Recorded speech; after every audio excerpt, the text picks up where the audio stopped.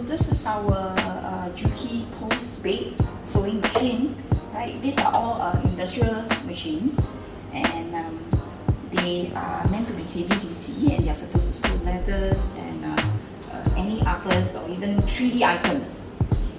So let's see. Right, here let me talk about the machine here. So these are the lights, okay, and it's actually so you can actually move it around, right? Okay, so the threading for each machine is different, so you need to refer to the every individual machine to see how it goes, how the threading goes about. But what I need to show you is the bobbin thread, right? So this is a cover, right? So for this machine, the bobbin is like this. There's a lever there. You need to pull it, and then you can open up, right? So, and that's your bobbin case and your bobbin. So at times you'll find that you need to replace the thread, right? So this is how we do it.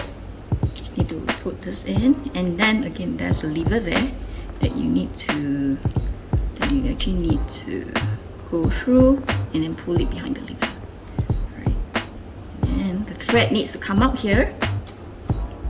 Put it in, right? Make sure that it's flat. Lock it. Okay, so the thread is sticking out of the hole there. So now you need to hold on to your top thread, lower the needle, pull the wheel, and then the bobbin thread comes up. So it actually loops in a circle, right? And then you can close the cover. So your bobbin thread will always need to come out from this hole here. Okay, so this is what we call the presser foot, and this particular presser foot is a little bit more different. It is what we call a roller foot because it rolls right in the circle, and as it rolls, it will engage together with the feed dogs to move the article forwards. So this is the knee lift, right? You need to kick this to the side in order to lift up your presser foot, as well as to open up your tension disc, which is here for you to pull the thread. So now let's see. I push the knee lift, right? And then this part, the tension disc will actually open up, right?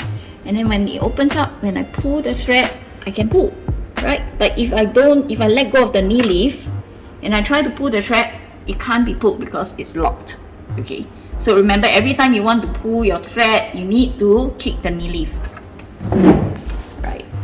So let's see, how do we sew this? So we need to step on the motor on this machine is also a servo motor, so it actually can sew one stitch at a time as long as you step lightly. Okay. So I'm going to hold on to my thread ends. I'm going to kick the knee lift so that my presser foot comes up, right?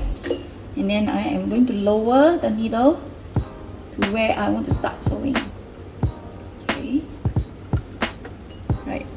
This is the switch to turn on the light. Once you have finished stitching, right, you want to step on the bottom right corner to complete the cycle.